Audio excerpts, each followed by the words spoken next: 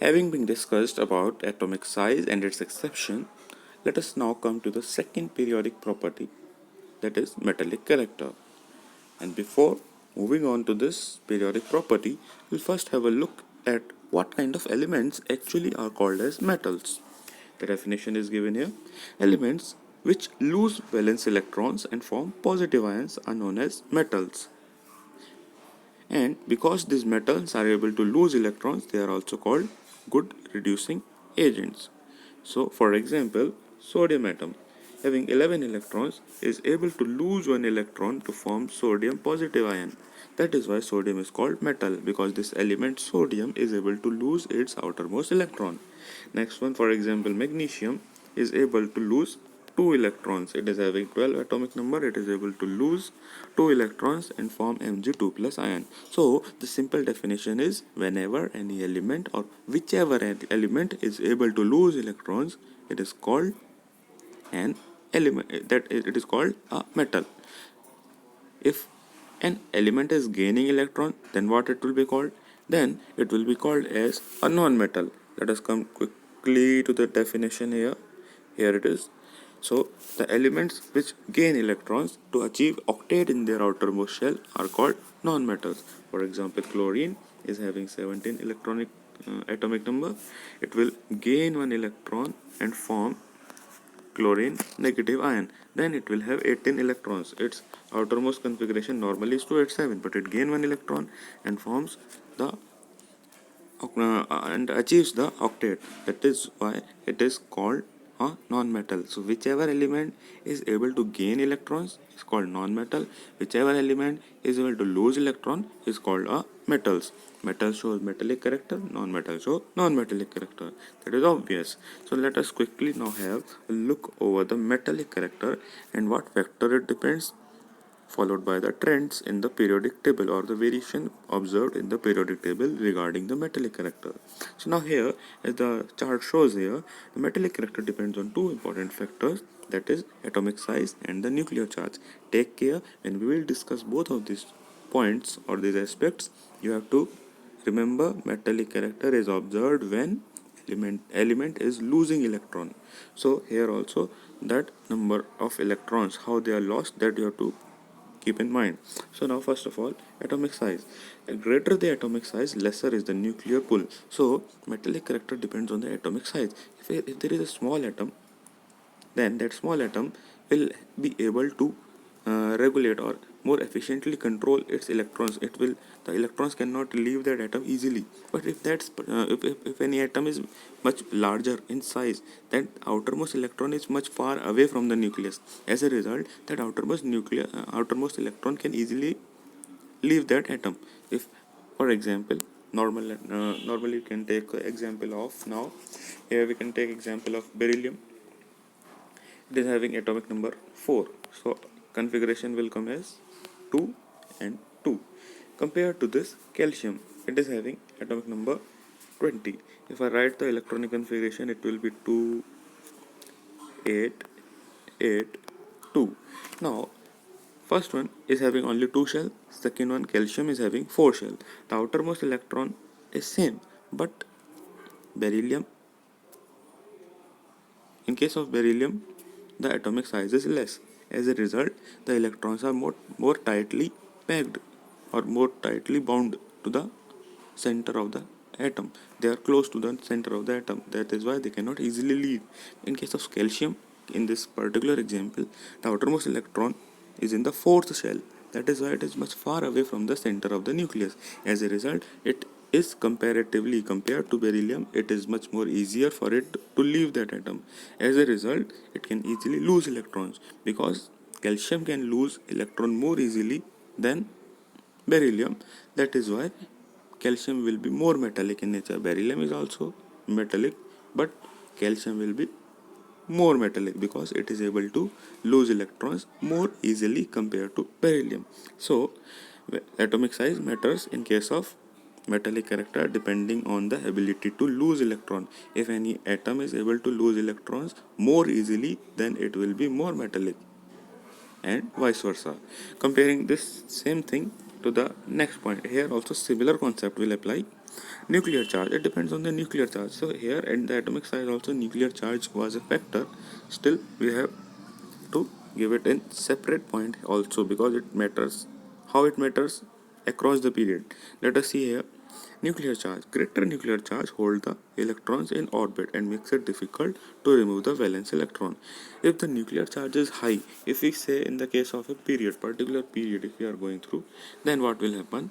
The greater nuclear, the number of shells is same in the particular period. As we go left to right in the periodic table, say for that same case only beryllium, it is having atomic number 4, that is belonging to the particular period number 2. Period number 2 it is belonging. Similarly we can say for example nitrogen, that is also from second period. Both are from second period of the periodic table, both are from same period. So if we write the electronic configuration of beryllium, it is 2 2. If we write the electronic configuration of nitrogen is 2 and 5. Both are having 2 shells, same number of shells are there. That means atomic number is changing, electrons are more in case of nitrogen. So here in case of nitrogen, 7 protons are there and 7 electrons are there. In case of beryllium, 4 protons are there. Positive charge is more in nitrogen. Because positive charge is more, that is why we can say nuclear charge is more here. As a result, this positive charge or extra positive charge will be able to efficiently hold the electrons in the orbit, and therefore the metallic character will decrease in case of nitrogen. Beryllium will be more more metallic in this case. Let us have a look on this in details now, when we will see the trends in the metallic character. Trends in the metallic character, one by one we'll see now. First one is across the period. As we go left to right in the period, just now one example I told you, na, beryllium and nitrogen both are belonging to the same number of the same period number 2. So if we are moving in this particular period, after beryllium will be boron, then it will be carbon, then it will be nitrogen, then oxygen, then fluorine. So if you are moving in this particular period, what will happen? The metallic character is decreasing. As we are going left to right in the periodic table, the metallic character is decreasing. Here the last point is given. The metallic character decreases across the period. Why it is happening? It is happening because the atomic number is increasing. Atomic number increasing means what? Atomic number is what? It is the number of protons. Because atomic number is increasing, the number of protons are increasing. As a result, nuclear pull or the effect of the nucleus is increasing. Ultimately, because the nucleus is becoming more stronger, it will be able to attract the electrons towards the center of the atom. As a result, atom will shrink, atom size will decrease. Because the atom size will decrease, electrons cannot easily move outside. Because nucleus is strong, center of the atom is strong, means outermost electrons cannot easily go. As a result, what will happen? The metallic character will decrease because electrons cannot be lost. In the definition of metal, what we have seen, the metals are those elements which cannot lose their electrons, which can lose their electrons. Metals are the elements which can lose their electrons. So in this case, as you're moving across the period from left to right, the ability to lose electrons is reducing. That is why across the period metallic character decreases. Coming to the down a group trend, as we move in a particular group only, single group, that is for group number 2. One example I had taken, group number 2 was beryllium, then it is magnesium, then calcium, and downwards as we move. So first one is beryllium having atomic number 4, beryllium, but after that magnesium is having 12, then calcium is having 20. Now if we write the electronic configuration of each of these, then it will be beryllium 2 2, magnesium will be 282, then calcium will be 2882. Number of shells is increasing. Outermost electron is same, but number of shells is increasing. So let us see here, atomic size as well as the nuclear charge increases. Across the period also same thing was happening, but in this case what is happening more is number of shells is also increasing. Across the period also atomic number increased, nuclear pull also increased, but number of shell was not increasing. In the case of down a group, as we are moving downwards a group, the number of shells are increasing. Atom is becoming more and more bigger compared to across the period. It is becoming much bigger. As a result, what will happen? The effect of the increase in the atomic size is greater than that of the nuclear charge, because the outermost shell is increased. In case of beryllium, only two shells are there. You can see that electronic configuration. In case of beryllium, only two shells are there. In case of magnesium, three shells are there. In case of calcium, four shells are there. So every step, one shell is increasing, because the orbit is increasing, or the shell is increasing. As a result, effect of atomic size is much more greater as compared to the nuclear charge. Nucleus is also becoming stronger, that is sure. But if we compare the effect of both of these factors, atomic size as well as the nuclear charge, the effect of the atomic size is much more prevalent than the nuclear charge. As a result, here, because the outermost electron is much far away from the center of the nucleus, that is why we can say the elements are easily lost. In case of beryllium, the outermost electron is in second shell. In case of calcium, it is in the fourth shell. So it is obvious, second shell is closer to the nucleus, fourth shell is far away from the nucleus. As a result, the electron which is in the fourth shell can easily leave the electron. It is away from the center of the atom. So calcium will be able to lose electron easily compared to beryllium. So ultimately, what we can see here, that metallic nature increases as we go downwards in a particular group. The metallic nature increases. Here, for your example, for your convenience, this I have given the example. This is from a textbook itself. First one, down a group. Second one is the example of periods. It should have been it is interesting here. It should have been in the opposite ends. Okay, so lithium, sodium, potassium, rubidium, cesium. This is of a particular group number 1. So as we go down a group, what is happening?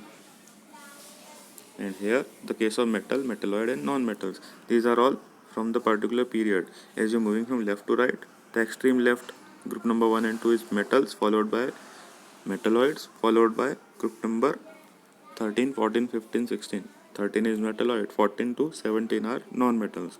So as you are moving left to right in the period, metallic nature decreases. As you are moving downwards a group, metallic character increases.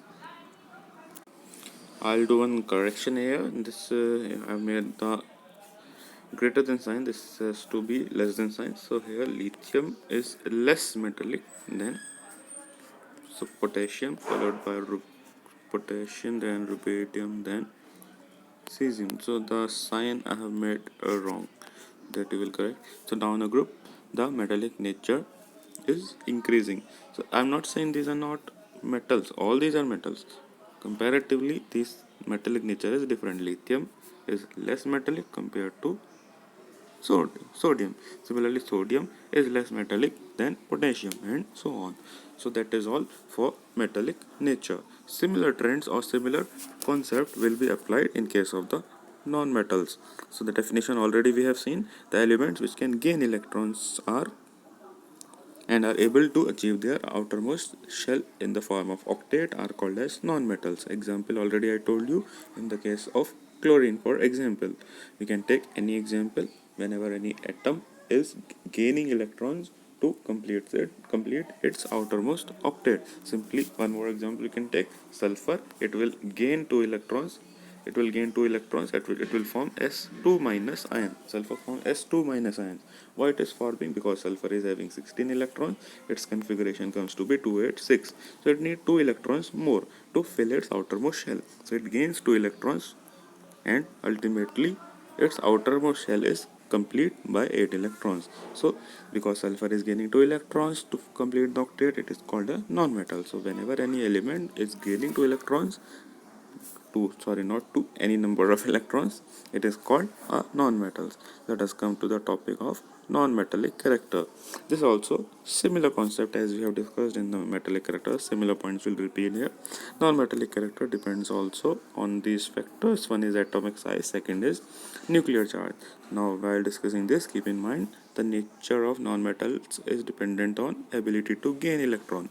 Let us have a look at the factors non-metallic character is dependent on. One by one we will have a look. First one is atomic size. So smaller the atomic size, greater the nuclear pull. That is obvious. If atom is small, the nucleus is more effective. As a result, in small atoms, because nucleus is able to attract electrons easily, the electrons can be gained easily. So in small atoms, the ability to gain electrons is more. As a result, the smaller atoms are better non-metals. In case of the nuclear charge, greater the nuclear charge, here also similar concept only. If the greater nuclear charge is greater, the tendency or ability to gain electron is also greater or more. As a result, electrons can be gained easily. So if nuclear charge is high, then electrons can be gained easily.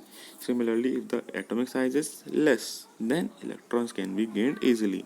These are the two factors non-metallic character is dependent on. Let us have a look at the trends observed in the periodic table with respect to non-metallic nature. One by one we'll see. First one is across the period. As we go left to right in the period, that is in a particular period, the increase in the nuclear pull is there because number of shells is not changing. The atomic structure is having same number of shells, so there is increase in nuclear pull and therefore atomic size reduces. As we go down across the period, atomic size reduces and electrons can be gained easily. That is why what will happen, the non-metallic character increases. As we go left to right in a particular period, the non-metallic character increases. As we go down the period, down the group, what is happening, atomic size is increasing because number of shells is becoming more and more. As we go down a group, more and more shells are added to the particular group. As a result, what will happen, the nuclear charge will also increase because atomic number is also increasing now. But along with that, what is happening, more shells are added. Same concept we took concern in metallic character, same points will repeat here also.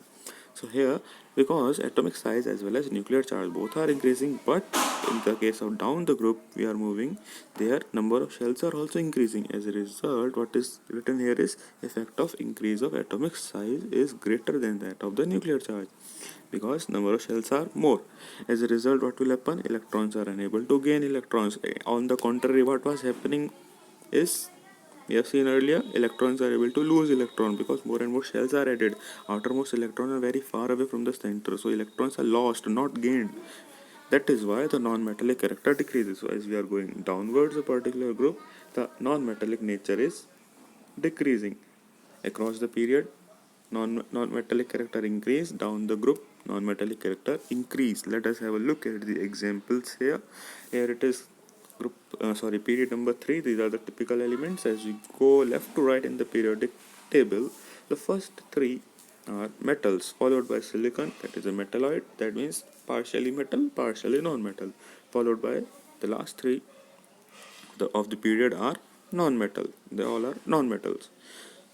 Compared to this, if you are moving down the group, you can see here the the non-metallic character is decreasing. The first one is non-metal, followed by metalloids, followed by metals, because the last two are having very large atoms. The outermost electron are very far from the center of the atom. As a result of the large size of the atom, the outermost electrons can easily be lost. Electrons are lost, that means it is a metal. Electrons are gained, then it is a non-metal. So I hope it is clear to you all regarding the metallic as well as the non-metallic nature. Let us quickly now move to the next and the last important variation of the today's class, that is chemical reactivity. What is actually chemical reactivity depends upon the ability to gain or lose electron. That is given here in both the points. Greater the tendency to lose electron, greater is the reactivity of metal. All the metals can lose electron, but if any metal is able to lose electron more easily, it is more metallic. Similarly, greater the tendency to gain electron, greater is the reactivity of non-metal. Different type of non-metals can have their non-metallic nature in different proportions. If any non-metal is able to gain electron easily, then it is more reactive. If that particular non-metal is able to gain electrons but not so fastly, then it is a slow reacting element. Let us have a look in the trends regarding the chemical reactivity. What kind of variations are observed? First, we will see across the period. Across the period, left to right, the chemical reactivity first decreases, then increases. What is this regarding actually? As we are moving left to right in the periodic table, the chemical reactivity shows some variation because on the extreme left, metals are there, followed by metalloids are there, followed by this the non-metals are there. So you can see here the metals are actually losing electron, the non-metals are actually gaining electron. So here loss of electrons is there, one side gain of electron is there. That is why what is happening, the chemical reactivity also shows this variation. First of all, the chemical reactivity decreases, that is for the case of metalloid, and suddenly it increases because as you move further right in the period, the non-metals are coming, that is, they are gaining electrons, so the chemical activity again increases across the period. You have to remember this, the metallic character first decreases and then increases. As we go down the group, in a particular group we will have two categories, one is for metal, one is for non-metal. First we will have a look about the metals. Chemical reactivity of metal increases down the group, that is for the case of metals only. Why the metals are getting more reactive down the group is because electrons can be lost easily. Metals are what? The element which lose electron, and as we go down the group, metals can be easily lost. Why they can be easily lost? Because the atomic size is increasing, number of shells are adding, and outermost shell is very far away. I have repeated the same concept again and again. All the things are interlinked actually. So metals are able to lose electron easily. As a result, the most reactive metal is at the bottom. This point you have to note down separately. This is important point. The most reactive metal is which one? The bottom one, the element which is at the bottom of the group 1. What is the name? Find it out in the periodic table. Similarly, in the case of the non-metals, what is happening? The non-metals are what? They are the elements which are able to gain electrons easily. So as we go down the group, the ability to lose electron is increasing, not the ability to gain electrons. So as we go down the group, the non-metallic nature is decreasing. So what is written? Chemical reactivity of non-metal decreases down the group. Why it decreases? Because the tendency to gain electron decreases. The ability to gain electron is not much prevalent there. As a result, the most reactive non-metal is at the top of the group 17. Name you have to find out in the periodic table.